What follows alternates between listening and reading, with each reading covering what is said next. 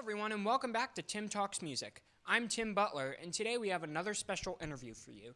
The other day, I had the pleasure of interviewing Preston Elliot from 93.3 WMMR and formerly WDRE. His voice has touched the Philly music and radio scene for over 30 years. He hosts a show with his best friend Steve Morrison called The Preston and Steve Show. So, I hope you enjoy my interview with Preston Elliot. So when did you develop your love for radio, and did being a drummer play into any aspects of that? Yeah, I mean, absolutely. I first fell in love with listening to music on the radio. I mean, that was what really drew me into the world of wanting to be a part of that industry. It was before I actually was officially a drummer that I became a fan of radio. I mean, I always wanted to play drums, but I didn't start playing until I was probably I got my first drum set when I think it was in like fourth or fifth grade or something like that. But I was already a radio junkie. I just was a music fan, and through that became a fan of the people that were presenting the music. And I thought it would be so cool because to me, they were on par with musicians as far as like fame and notoriety, and they knew so much about music and got to make that a part of their business. And so I was really fascinated by that. Eventually, though, Rockstar was choice number one as far as potential career goes, and that is way harder than I realized. And so I decided to give radio a shot. But yeah, man, it was music and radio for me went hand in hand, and it was at an early age that I really just fell in love with the medium. I mean, some of my absolute earliest memories as a kid are of hearing songs on the radio. They quite literally are the soundtrack to your life. When I think back about when I was a kid, pre-kindergarten, I mean, there are songs that pop up in my mind, and I heard all those on the radio. So I have such fond memories, and it was just an important place in my heart, radio in general. So obviously WDRE was before my time, but my dad always told me how much it was awesome and told me about the radio station and its connection to the Philadelphia original music artists. What are your memories of WDRE? Oh, I don't think about WDRE too much at all. That station was a blast. I loved it. It was cutting edge music for the time in the world of rock music. I mean, it was an exciting time in the world of rock music because when the '90s ushered in that grunge movement, there was already this undercurrent of other songs that were there and bands that had been kind of living, gliding under the radar. And then this format of alternative rock comes along, and there was just a whole treasure chest of great music that was available. And so I didn't start in rock radio. I started in top 40 radio, and I tired of that pretty quickly. I just wanted to be on the radio. In the beginning, I didn't care in any way, shape, or form. But when the early '90s hit, I really wanted to dive into specifically that world, the alternative rock world. And so, fortunately, a guy that I knew where I lived in St. Louis at the time was a program director of the alternative radio station there in St. Louis. And he got a job offer to move to Philadelphia and program WDRE, which I wasn't familiar with. I just knew that I really liked what this program director did, and I wanted to be a part of it. So, but I didn't even go looking for a job. I just reached out to him and told him congratulations, and good luck and everything. And then he's like, "Well, listen, I have this unique opportunity where I have to hire almost an entire staff. So, are you interested?" And I said, "Absolutely." So, I went into my production studio and I whipped up a demo that sounded more alternative rock than top 40, which is what I was doing. And he hired me. So I moved to Philly sight unseen. I came out here, I packed my stuff in my car, and I drove up here. And I drove to Jenkintown, Pennsylvania, which is where the studios were. And I'm thinking, I'm going from St. Louis, which was like market number 18, to Philadelphia, which at the time was market number 5 in the country. Big radio market. I'm thinking, this is awesome. I can't wait to get in and see all this incredible setup, and it's going to be so much more professional than what I'm used to. I walked in the door, and it was a dump. It was an absolute dump a hole in the wall. The studio was a joke. It was, you know, egg carton foam on the walls, and the bumper stickers held the microphone to this mic stand. And I was like, oh my God. And the midday disc jockey, Brett Hamilton, I didn't say anything. I met him and I just stood there for a little while, and he saw me kind of looking around like this. And without me saying a word, he goes, yeah, I thought the same thing too when I first came in here. But what that place had, what it lacked in technical, greatness, was it had a lot of character, had a really cool vibe, and an awesome staff, and our great program director. And we were playing really cool tunes, and we did what we wanted to do, and we had a different attitude than everybody else did on the radio. And I absolutely loved my time at WDRE. I fell in love with that radio station. I was only there for a year before it had to change formats because the station was bought by another company and they wanted to go in a different direction. But I still have incredibly fond memories of that. In fact, my old program director, Jim McGuinn, who's actually the program director at WXPN in Philadelphia, recently sent me a video of our time at WDRE that Brett had taken. And we just got on this text about how special that place was and how cool it was and how much fun we had and all these great promotions we did and the really cool bands that we played and the cool concerts that we put on. So I love that radio station. It's great. And here's an interesting little footnote for you, Tim. Do you watch Stranger Things? No, I haven't. I haven't watched. Okay. So, all right. A lot of people watching this probably have. Yep. So Joe Keery, who plays the character Steve Harrington, yes. He is a huge music fan, and he recently had started a little independent movie about the band Pavement, kind of alt-rock band Pavement. And so the director is from Philadelphia. And so there's a scene where Joe, who's playing one of the members of Pavement, goes by a radio station to do an interview. It's WDRE. It uses the exact same logo as that. And the DJ he's talked to, his name is Preston. So they named it after, they created that character after me, which I thought was pretty cool. I was very happy. I haven't seen the movie yet. I've only seen clips of it. So, but it was a really cool radio station. I loved it. Yeah, that's awesome. But you've been together with Steve since 1998. Did you have any relationship with him prior to you guys being co-hosts? Yeah, actually, we worked at WDRE together. And the interesting part about that is Steve was not technically an on-air personality. He did production, which means he created commercials and promos and things like that for the radio station. Well, he was out of New York because WDRE was simulcast initially out of New York and Philadelphia. And eventually they stopped the simulcast and they just went live in DRE with a live staff. But Steve had written these comedic commercials for a place called the River Deck Cafe, and they loved what he did so much. They were so funny that even though Steve was not an on-air personality, they had him come down to Philadelphia and do appearances once a week from the River Deck Cafe. So it was on Friday in the afternoon. I was the afternoon guy. So I would check in with Steve while he was at the River Deck Cafe. And the interesting thing was he would come straight to New York to the club. He wouldn't go to the radio station. For the first month or so, I never met Steve Morrison. In person, we were on the radio. We met on the radio together. Wow. So it was pretty serendipitous that we ended up working together as long as we had. So we did that for a year, and then the radio station was bought out. He went one way, I went the other, and then eventually, it was only a year after that we circled back around and ended up working together. And what do you consider the magic to a great morning show? How might it differ from being more of a traditional music DJ? Well, it's multiple members of a show as opposed to a single jock usually with a music show. So that's a big part of it, the component. They're separate components.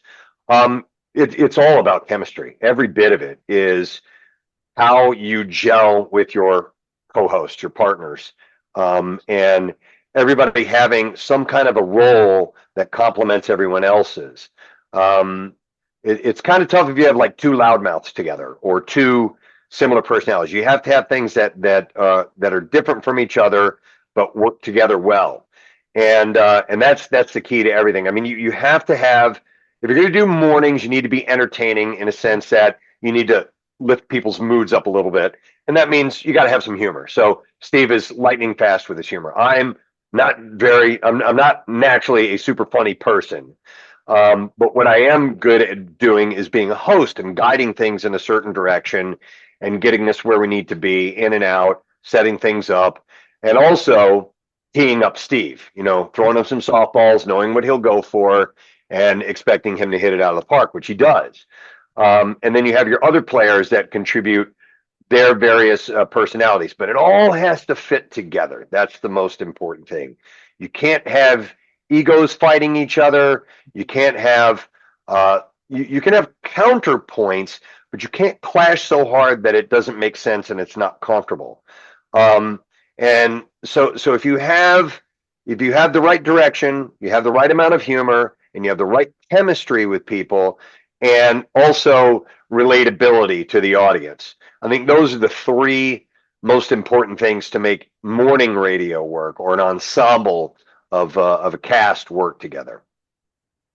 Yeah. So, I mean, obviously, I do my own interviewing, and I've spoken to a lot of Philadelphia musicians who have high praise for MMR. Recently, I spoke to Jealousy Curve, which I know Casey Boy is friends with, Yeah. and pretty much how WMMR has related to their career in music. Is there something about Philadelphia or other markets that creates an energy for MMR being one of the last few big stations standing that has always stayed true to its format? I'm not sure. I mean, MMR is rare in that has stuck around for 58 years in the rock format, still playing current rock music. There are stations that have turned into what we call classic rock. They started off as current based and playing active rock music, but then their audience grew with them, and then they weren't able to continue to translate that to younger listeners and have the older listeners stick around too. So for whatever reason, we're the anomaly. There's only a handful of radio stations, not many. The actual oldest rock station is in St. Louis. It's called KC95, but they are a classic rock station. They've been around like less than a year longer than MMR, but they abandoned current rock tunes a long time ago. So I think we're the standalone when it comes to that. And as far as the secret to that, I don't really know, other than I think that the personality of the radio station has been a big part of it, meaning the people that present the music. I think that's MMR has always had great personalities. I mean, obviously you've heard the names, and John DeBella and there's Michael Tierson, and on, and of course the great Pierre Robert, which I know we'll talk about. But I don't know. I know that Philadelphia is the type of town where once the populace embraces something, it sticks with it for a long time. That's why, like people in Delaware County, they're born, they live, and they die there. They don't go anywhere because they like it, and they hang on to that. At least that's what we joke about with Casey, because he's never going to leave Delaware County. But there's a loyalty in Philadelphia that happens when the people find something real to hang on to, and I think that, for lack of a better term, I just think the relatability and the realness, if that's even a word, the authenticity, a better word, of WMMR has just a lasting connection, and people here hand down to the next generation. They have their kids listen along with them, and they make a connection that way, and it just becomes kind of a comfort food for you, which is exactly what we want. And do you think your show would work in St. Louis? Probably. Yeah. I mean, listen, I'm not being cocky, but Yeah. our group is solid, and I think that we have a kind of a universal relatability that is easy to digest, and we try not to push boundaries that would drive people away. We do push boundaries sometimes in the humor a little bit, but that's, it's never mean spirited. So I think wherever you go, that there's good people. I hope that they would find our show entertaining. But I think we can translate, yeah, in other markets for sure. And I know you've had the opportunity to interview so many celebrities over the years. I know you've talked about the positive impact like Amy Grant and Daryl McDaniels have had on you. Is there anyone worse than Wayne Brady for negative impact?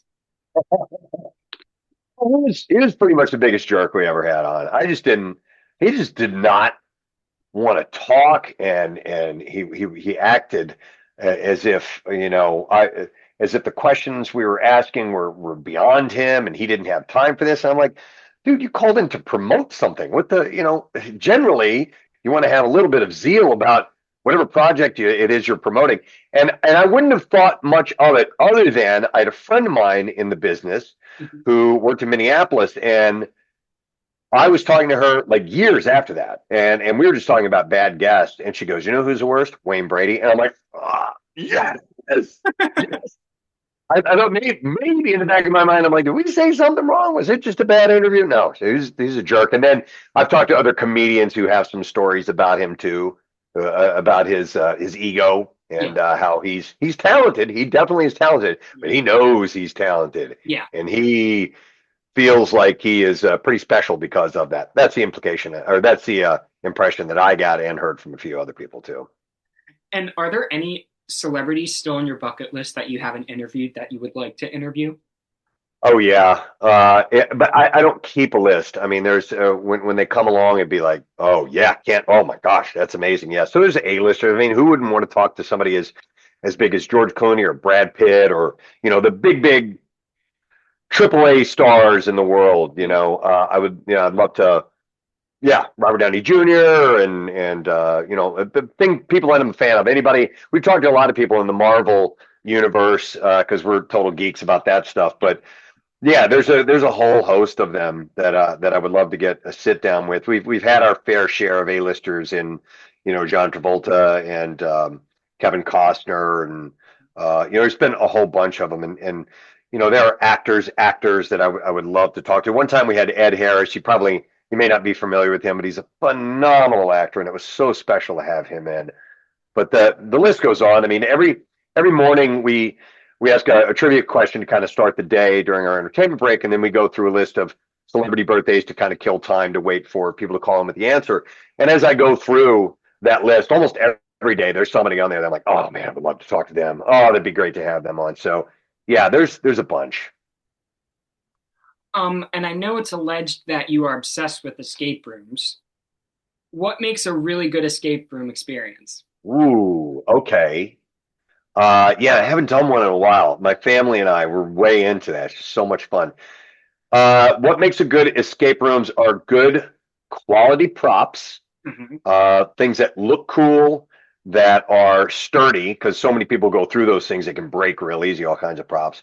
And obviously, you need really clever clues and triggers and things like that. By triggers, I mean there was one that we did one time where somebody had to put their hand on a statue and then you had to hold hands, and then somebody on the far end had to put their hand on another statue, and boom, a secret door opens up somewhere. Once you do that, you had to find out clues in order to make that connection. But look, really unique things like that, secret rooms that you can't see, behind a bookcase or a trap door opens up in a ceiling and stuff like that.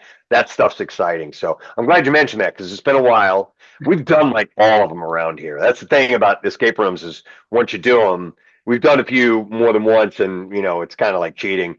But you have to wait because it takes like years for them to turn them into another escape room. So I'm in the market to find some other cool ones. Do you have a favorite place to go to for like escape rooms? There was Expedition Escape, and they have a couple of locations. There's one in King of Prussia. That was one of our favorites. Mystery Escape Room's a really good one. The one at the King of Prussia Mall, the Escape Game, that's a really good one too. Very good quality props and unique puzzles and things like that. So they're all over the place. I love them. We need to dig around in Philly a little bit more. It's been a while since I've done one. The very first one we did was in Philadelphia, Right. and I haven't been back into Philly for a little while because I live way out in Harleysville, and takes like an hour to get into the city and traffic and blah blah blah. Oh yeah, yeah, yeah. Hmm. So recently you finished up Camp Out for Hunger, which, according to my notes, you've been doing it since 1998, and you just announced that you raised $1,635,637. Yeah, Congratulations on that. That's awesome. thanks. Yeah. Um, so tell me more about that event and your passion for giving back to the community.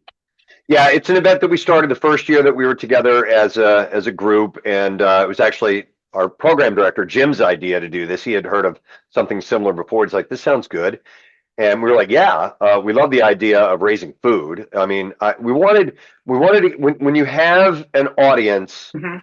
um, it's wonderful when you can use that tool to do some type of good, whatever it is, it doesn't matter. Just some type of good outside of entertainment, something that helps people who need help. Mhm. And so when we started to talk about charitable efforts, the idea of feeding the hungry was just a basic need. We wanted something that would be easy for people to relate to, and it's about as basic as you can get. People, we need to eat to live. Let's help people out. And there's a lot of people who are food insecure. And we learned a lot about it the more we went along. Initially, it was just yeah, let's feed hungry people. And our first year, we just wanted to raise 1 ton of food, Mhm. 1 ton, 2,000 pounds. We raised 1.8 million pounds this year. That's how Wow. far it's gone. And over $1.6 million on top of that. So just year after year, the event evolved and grew. It started off very, very simple. We were just in an RV in a parking lot, and people would come by and drop off a bag of food here and there. And we did in the winter. We wanted to do it around Thanksgiving to kind of tug at the heartstrings. People were going to be with family and thinking about those that are unfortunate while they're living a comfortable life. Maybe it's time to give back. And so we set up a 50-gallon drum with wood outside that we would set on fire just to stay warm. Mhm. And so we did that for a few years, and slowly over the next couple of years, like people would just kind of come and hang out. I mean, we didn't have an area for people to sit down or be under a tent or anything. And we were just, after a while, we're like, okay, well, if people are going to come and hang out, let's get one of those little, 20 by 20 promo tents and we'll put that up, at least cover our heads. We started that way. All right, well, let's get, a couple of those like jet heaters and set those out for people who are going to be outside. It's warm. So we did that the next year. And they were like, well, why don't we put walls on the tent so we can keep the heat inside? And so one thing after another like that started to increase the size of it, and more people would come because we were making it more inviting for them to come and hang out. And then the next thing you know, we were having bands come and play, and we were doing stuff at night. And then we moved to South Philly, a bigger, more central location, and then we started putting big heating units and carnival rides, and each year we're like, what more can we do? I think we've topped off, like as far as presentation goes. But the idea was to make it entertaining and fun for people who want to come down and take the time out to give. Let's at least give them something back, Mhm. uh, so that they can feel satisfied outside of just giving and maybe be a little bit entertained as well. So, and now it's become this, it's the biggest, by far the biggest thing that even the radio station does Mhm. throughout the course of the year. So it's our signature event. It's one we're very, very proud of. And if and when the day comes when we wrap this up, it'll probably be the thing that we're most remembered for. Yeah. And I know another thing you did was the Cardboard Classic. Do you Hmm. and Steve race down the hill, or are you afraid you will break both of your arms again? Nice. Good pull. I no, I always make sure I jump in a sled and take a ride down once or twice. And I have been parts of ones that have disintegrated and fallen apart on the way down, of course. It's a little scary, but it's fun. That was my goofy idea. I knew we had, skiing so close by. I'm like, well, let's see if people can make things. And initially I wanted it to be like, bring whatever you can and send it down the hill, like a picnic table or something like that. And then I'd seen somewhere out west where people were building sleds out of cardboard. I'm like, oh, well, we got it. We can use that idea and then make our own event. And so that started. That thing's a blast. That's a way different tone than the Camp Out for Hunger, but it is the creativity of our listeners and the crews that come up with these sleds just blows our mind. It's something to see. And I know Pierre was a big part of Camp Out for Hunger. How much has it meant to see the outpouring of love following his passing? It was everything. We were headed into this season knowing that there's economic issues right now. There's government problems. There's all kinds of things going on, and we were getting advance word from some of our regular corporate donors who normally really put it over the top to let us know that they just ends their ends weren't meeting, and they were going to have a harder time coming up with the numbers that we're used to. And so we started to kind of put that message out on the air, and then Pierre passed away less than 2 weeks when we were going to do the Camp Out for Hunger, and obviously that hit us, like a ton of bricks. It was unexpected. It was nobody knew. It wasn't like you had an ailing person who could go at any time. It was absolutely out of nowhere.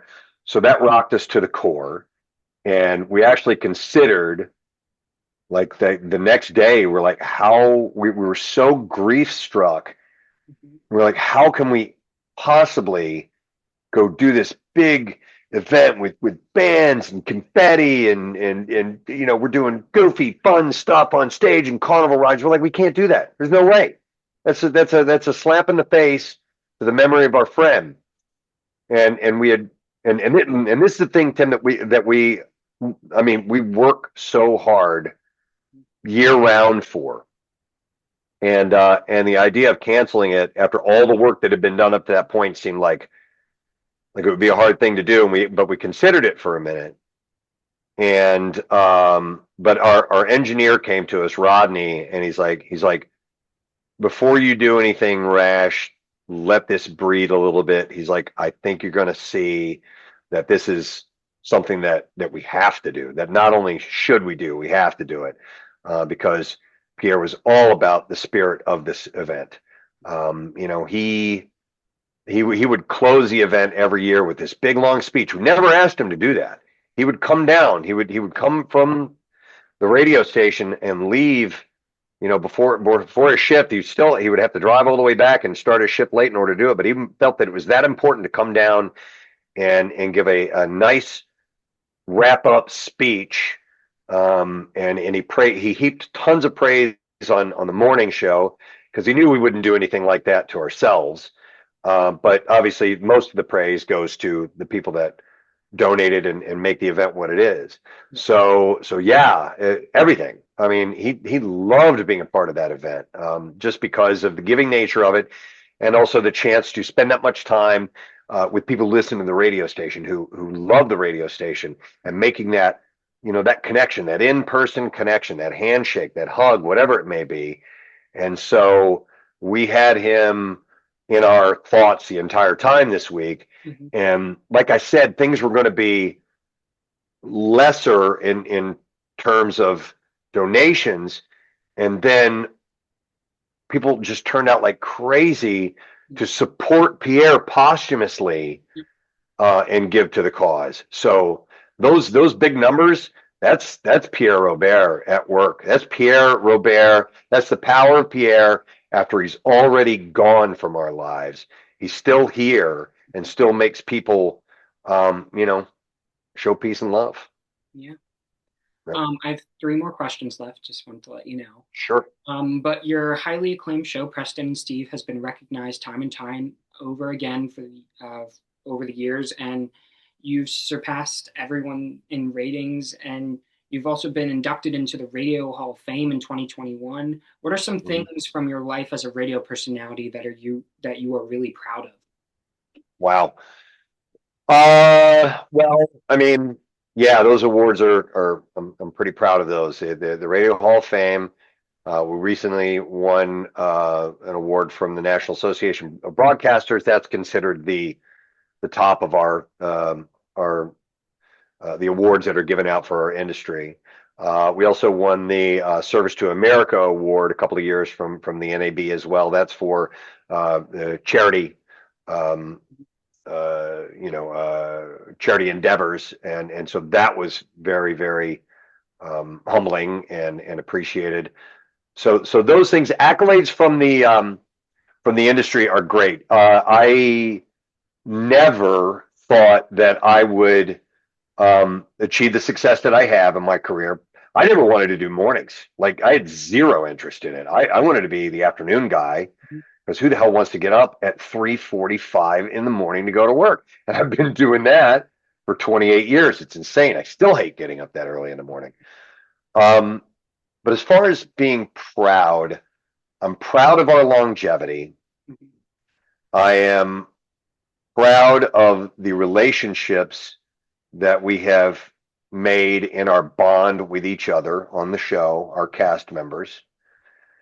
I am most proud of the reactions that I get from listeners from time to time via email. And these are my favorite emails that I get. And this makes my job absolutely worth it. Yeah. I either get from a parent an email that says, hey, me and my teenage son or daughter don't really see eye to eye on much, and we don't really communicate that well. But when we're in the car together to go to school, we laugh, we engage in conversation, we talk about what you guys are talking about, we relate on that level. That I love getting those. And then another one is, hey, I am going through cancer and I am on treatment and I dread my daily life. But when I'm in the car and I'm on my way to go to my chemo appointment, you guys let me forget about that for a while and I can go somewhere else and I can laugh and I can feel normal for a bit. And I get those from people that are on the way to recovery, and I get those from people who have gone through it and have gotten past it and have thanked us for helping them along the way. Or the same thing can be for somebody who has an ailing relative or loved one, and they are doing the same thing. They're going to go visit them. It's not good, but we serve as a distraction for them for that time. Those things are what I'm most proud of. And of course, the work done with Camp Out for Hunger is, that's up there on top too. But those special connections that people make and share with us that that really that really is what keeps me going. I got this email. This is wonderful. In fact, it was Friday, November 7th. Says, "Hey Preston, I'm a longtime listener, but I've never reached out. Friday on the 7th, I was in the kitchen feeding the dog and cat, and the song Under Pressure came on. I danced around the kitchen with a bowl of dog food and cat food in my hands, both of them staring at me, and I thought of my girlfriend, Debbie, who passed of cancer. This was one of her favorite songs. And when she was diagnosed as terminal, she sent us postcards that had chut-chut changes on the front, being a big, huge Bowie fan. But she said, after the song ended, I was tearing up, and you came on the air, and you said to think about someone who means a lot to you, and think about that song and why you like it so much. And she said, and it was like you were here with me. Thanks so much for your hard work and endless energy. It is appreciated more than you will know. Much love." And that's from Susan Emery is her name. So I remember specifically, I was coming out of that song and I'm like, I love this song. And I'm like, and I know other people love this song. And I'm like, I want to speak directly to somebody who loves this song. And I said something along the lines of, if that's one of your favorite songs, I want you to stop for a minute, just forget about what you're doing. I just want you to think about why that song means so much to you. I want you to think about the person that it reminds you of, or the place that you were in, or whatever memory that it brings back, and just live there for a little while, because it's a wonderful thing that music can do.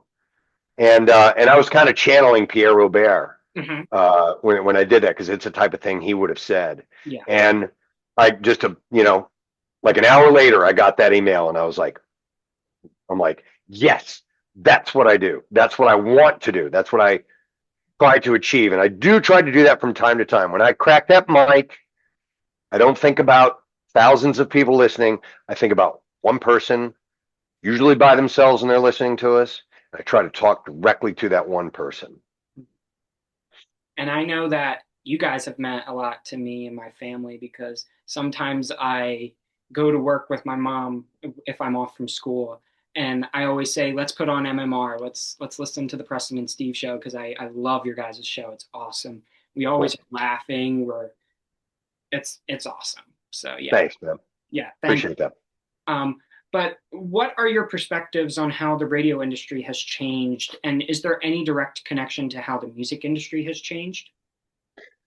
Well, I mean, the the world of audio entertainment has fragmented more Mhm. in the past, decade or so, with the advent of streaming, the advent of podcasting, other options like that. So there's no question that it has splintered quite a bit.